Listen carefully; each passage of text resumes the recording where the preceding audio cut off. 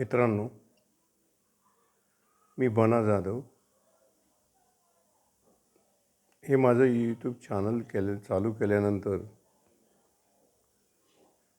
माझ्या हायस्कूल जीवनामध्ये काही शिक्षक माझं जीवन घडवण्यामध्ये त्यांचा फार मोठा वाटा होता. तर त्यांच्यावर एखादा व्हिडिओ बनवावा असं मी ठरवलं. तर आमच्या शाळेमध्ये दीना गाडगे नावाचे एक गारगे नावाचे एक गणिताचे शिक्षक होते. आमचे श्रीकांत मोरे म्हणजे शिरूरचे जे माजी आमदार होते,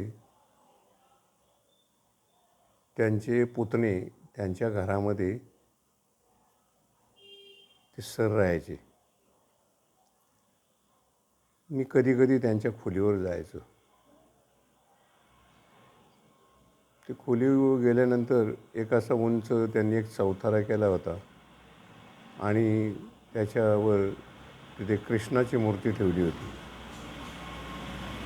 बहुतेक ते कृष्ण भक्त असावेत.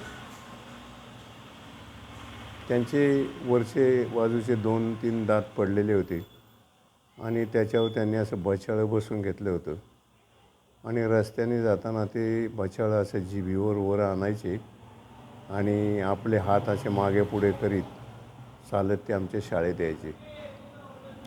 ते जे सर होते ते इतर शिक्षकांबरोबर दिसत नसत. थोडा विक्षिप्त स्वभाव होता.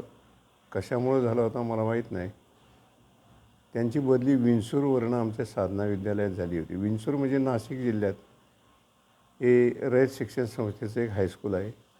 तिथून ते आले होते. ते BSc B.Ed होते. ते वर्गामध्ये एंट्री केल्यानंतर आमच्या वर्गामध्ये डाव्या बाजूला पहिल्या बाकावर एक लोखंडे नावाचा विद्यार्थी होता. त्याच्या पहिल्यांदा ते एक मुस्कडीत मारायचे.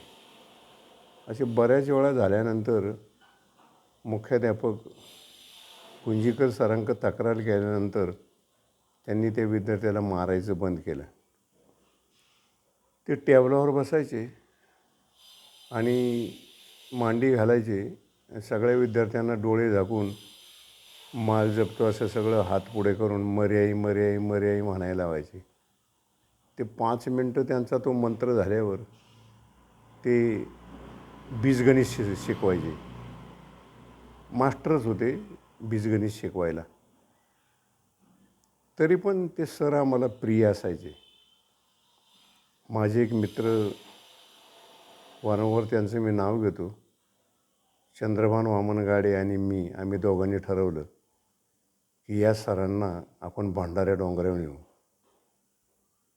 मग एक दिवस मी सरांच्या घरी आम्ही दोघं गेलो आणि सर उद्या रविवार आहे तर उद्या आपण भंडाऱ्या डोंगरावर जाऊ.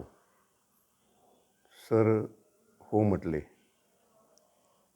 संध्याकाळी माझ्या आईला सांगितलं असे असे एक सर येणार आहेत, त्यांना वांग्याची भाजी आणि भाकरी तू करून ठेव. सकाळी 6लाच मी सरांच्या घरी गेलो.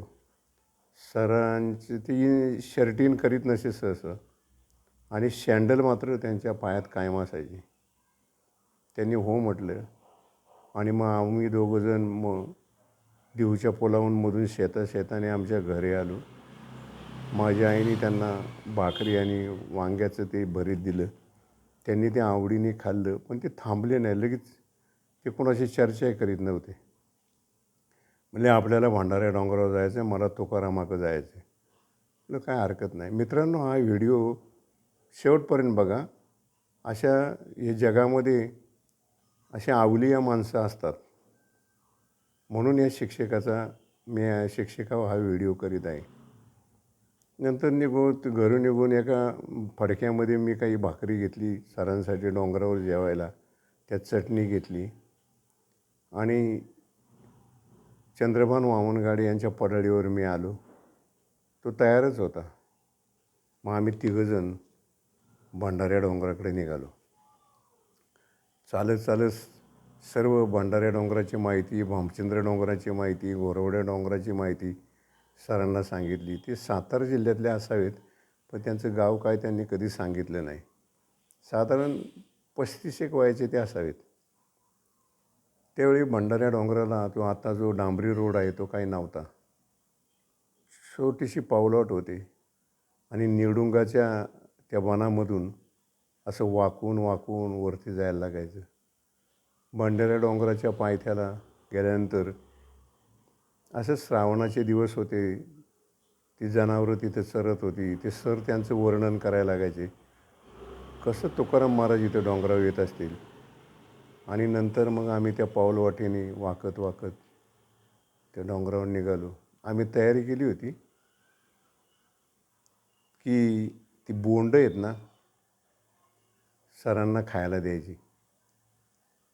आणि त्या निवडुंगाची बोंडं आम्ही काढली आणि त्याच्यावरचं जे काट्याचं जे सालपाट होती ती काढली आणि ते गर सरांना खायला दिला. खूप गोड लागला. पुढं पाऊलवाटेने गेल्यावर सर्व बाजूनी त्या डोंगरामधून वरच्या बाजूनी ते सगळं जे दृश्य, इथं कोणतं गाव आहे, तिथं कोणतं गाव आहे, पश्चिमेला कोणतं गाव आहे, उत्तरेला कोणतं गाव आहे, इकडे पूर्वेला कोणतं गाव आहे, ते सर आम्हाला विचारित होते. आणि असं विलोभनीय दृश्य आम्हाला ते समोर दिसत होतं. पुढे गेल्यानंतर अशी एक आख्यायिका आहे की तिथं तुकारामाची ज्या पत्नी होत्या जिजाबाई यांना काटा मोडला होता. त्या काटा मोडल्याचं ठिकाण तिथे स्वतः विठ्ठल पांडुरंग आले आणि तिचा तो काटा काढला होता. तर त्या ठिकाणावर प्रचंड अशा हजारेक बारीक गोल गोल गोटे दगडं होती. ती दगडं टिमानं एक 5-10 दगड एकावर एक ठेवायचे आणि डोंगराच्या वर जायचं आणि परत येताना ती परत लाथाडून टाकून द्यायची. अशी एक प्रथा होती. आता ते नाही आहे तिथं, आता ते स्थळ नाही आहे. तर ते भोगाव भुकुमचे जे गणोरे महाराज होते त्यांना साक्षात्कार झाला की त्या ठिकाणी तो काटा नाही काढला तर ते ठिकाण आता खाली आणलेलं आहे. आता पुढे आपण जाऊ. सरांना घेऊन आम्ही त्या डोंगरावर गेलो. तिथे विठ्ठलाची मूर्ती त्यांनी ती पाहिली, भारावून गेले. तो मोठा हॉल होता तो पाहिला, महादेवाचं दर्शन घेतलं. आणि नंतर तिथे एक आजी होती. मला वाटलं ती मराठवाड्यातली पाथर्डीची कुठली तरी म्हातारी असावी. तिचा मुलगा आणि प्रल्हाद नावाचा मुलगा होता. ते अनेक वर्ष आम्ही लहान असताना ते डोंगरावर राहायचं. तो प्रल्हाद नंतर त्या विहिरीत पडून वारला आणि ती म्हातारी आणि त्या प्रल्हादची पत्नी आणि तिचा एक नातू तिथं असायचा. आणि आम्ही तिथून त्या म्हातारीकडून पाणी घेतलं आणि ती भाजी भाकरी होती ती तिथं आम्ही खाल्ली. आता ते सर्व प्रकार झाल्यानंतर तिथं जे आत्ता जे मोठं मंदिर बांधतात तिथे एक झाड आहे, त्यांनी ते तसं राखून ठेवलं आहे. असं म्हणतात की तुकोबा त्या पिंपरणीच्या झाडाखाली जाऊन विण्यावर अभंग रचायचे विणा वाजून. तर त्या जो मोठा हॉल होता त्याच्या उत्तरेला ते झाड होतं. मग त्या झाडाच्या बाजूला आम्ही आलो आणि आम्ही चंद्रभानन मी त्या डोंगराच्या त्या झाडाच्या बरं का, त्या झाडाच्या मोठमोठ्या फांद्या होत्या त्याच्यावर जाऊन बसलो. आणि मग सरांनी शँडल काढला, शर्ट काढला, पॅन्ट काढली आणि अंडरवेअरवर सर ढरामढुम गोरायला लागले. आता आम्ही कुजबूज करीत बसलो. त्याला आता काय करायचं. तर खाली यायचं तर ते सरांच्या डोक्याला आपले पाय लागायचे. अर्धा पाऊण तास झाला, 1 तास झाला आम्ही त्या झाडावरच बसून होतो चंद्रभानन मी. मग नंतर मी आवाज दिला, सर आता आपल्याला जायचं, उठता का. मग सर खडबडून उठले. उठल्यावर बिगी पॅन्ट घातली, पट्टा बिट्टा बसवला, शर्ट घातला आणि आता कुठं जायचं आपल्याला. म्हणजे खाली एक मोठी गुहा आहे. आता चंद्रभान म्हणजे फार हुशार माणूस. कुठली दंतकथा काय करील त्याने एक अशी कथा केली. खाली एक म्हणजे एक स्तूप आहे. तो स्तूप फुटला की त्याला किती हजारो बोकडा मारली की ते रक्त वाहून गेलं की तो स्तूप फुटतो. ते सरांना त्यांनी ती तापाबाजी केली. आणि मग सर तर खरं म्हणजे BSc झालेला माणूस स्तूप आणि इतिहास, भारताचा इतिहास हे बौद्ध धर्माचं लेणं आहे किंवा काय, हे काय या सरांना कसं समजलं नाही. पण त्या चंद्रभाननी जी गंमत केली त्याला ते गंडले. आणि मग आम्ही त्या इंदुरीच्या बाजूला जो पश्चिमेच्या बाजूला जी गुहा आहे तिथं निघालो. तिथे गेल्यावर मग त्या विहारात गेलो. विठ्ठलाची मूर्ती होती, ते दर्शन घेतलं आणि सरांनी तिथंही झोपले. झोपल्यावर लवकर काय सर उठाना, आम्ही ते स्तूप आहे ते सगळं दाखवलं होतं. नंतर मग त्या ठिकाणी सरांना आवाज दिल्यावर सर उठले, पॅन्ट शर्ट सगळं घातलं आणि मग निघाल्यावर आम्ही इंदुरीच्या बाजूला उतरायला लागलो. तर एक 100 पावलं गेले असतील तर पुढं आम्हाला इंदुरीच्या रोडला मिळायचं होतं. पण मधूनच डाव्या हाताला प्रचंड गवत माजलेलं होतं आणि त्या गवताला अशी कुसाळ आली होती. ते कुसाळी गवत आहे त्या बाजूला. आणि त्या गवतातून जे सर उड्या मारीत, काय साप श्वापद याचा काही न विचार करता सर तिथून जे उड्या मारीत मारीत मारीत कुठून निघून गेले आम्हाला काही कळलंच नाही. मग आम्ही त्या इंदुरीच्या रोडला मिळालो आणि सरळ मग खाली चाकण रोडनी निघाल्यावर तिथं एका मोरीवरती, ओढ्याची मोरी होती, त्या कठाड्यावर सर बसले होते. तर सरांची गंमत अशी की सरांचा शर्ट पॅन्ट सगळा भाग त्या कुसाळाने जाम झाला होता आणि ते आमची वाट बघत होते. आता या गुरुची सेवा करायची वेळ आली चंद्रभानला. मग आम्ही काय केलं, सरांचा शर्ट काढला, ती सगळी कुसाळं काढली, त्या पॅन्टीतली ती सगळी कुसाळं काढली. अहो म्हटलं, तिथून कशाला तुम्ही घुसलो? नाही, मला तुकारामानीच आज्ञा दिली आणि मी पळत सुटलो. तर काय करायचं, 1-2-1.5 तास लागला आम्हाला ती कुसाळं काढायला. मग तिथं एक चाकणवरून एक दीपक आईस फॅक्टरी तळेगावला, आईसफ्रूट कांड्याची एक फॅक्टरी. तर त्याचा एक तो बादशाह म्हणून एक माणूस होता, दाढीवाला मुस्लिम. तो आमच्या येलवाडीतही यायचा, तो आईसफ्रूटची कांडी विकायला. तो नेमका खालून येत होता. तर त्या डब्यामध्ये एक 5-6 कांड्या असतील शिल्लक. चंद्रभानने हात केल्या, म्हणला 3 कांड्या का आहे शिल्लक, काय पैसे देऊ नका म्हणे.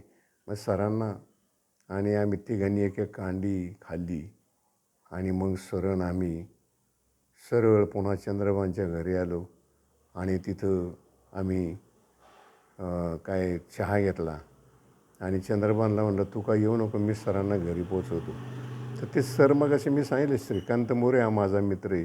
तर त्यांचे जे आमदार चुलते होते त्या घरामध्ये ते राहायचं, श्यामकांत मोरे, मला नाव आठवना, त्यांच्या घरात ते सर होते.